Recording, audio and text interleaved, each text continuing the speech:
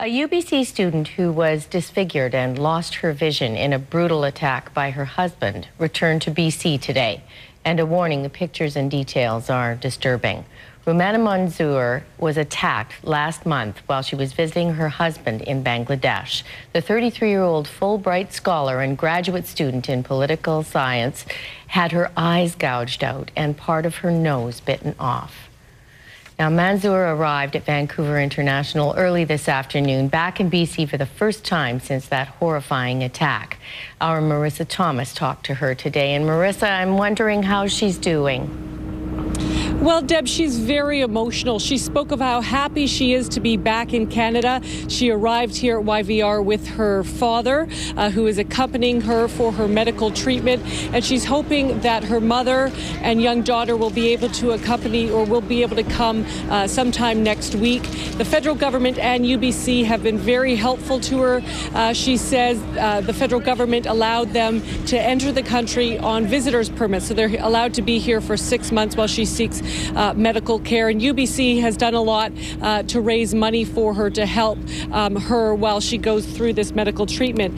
She also said how she believes that the attack on her was premeditated. She called her husband jealous and said that she believed he had been planning this attack before she actually returned home. But despite all of this, she remains optimistic. She hopes to regain eyesight in at least one of her eyes and said she does hope to complete her graduate degree in political science. Her thesis is largely written, and she does need to defend it before her professors, and her professors have offered her a lot of support as well. This is what she had to say today at the airport. Feels like they have given me the hope to live again, to be able to stand again and confront the situation I have gone through, because I felt terrible. I thought that my life ended after this incident. And I didn't know what to do for my daughter, how to support her. But now I have hope that, yeah, if people love me so much, maybe God will help me too.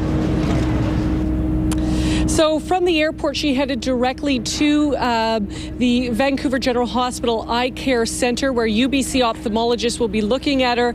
And again, they have given her a little bit of hope that maybe vision in at least one of her eyes can be restored. So she'll be looking at tests and that sort of thing in the coming weeks. And Deb, anyone who's looking at donating and helping her out, they can go to our website. We have a link in the news button you can click on to donate if you would like to help her out. Back to you.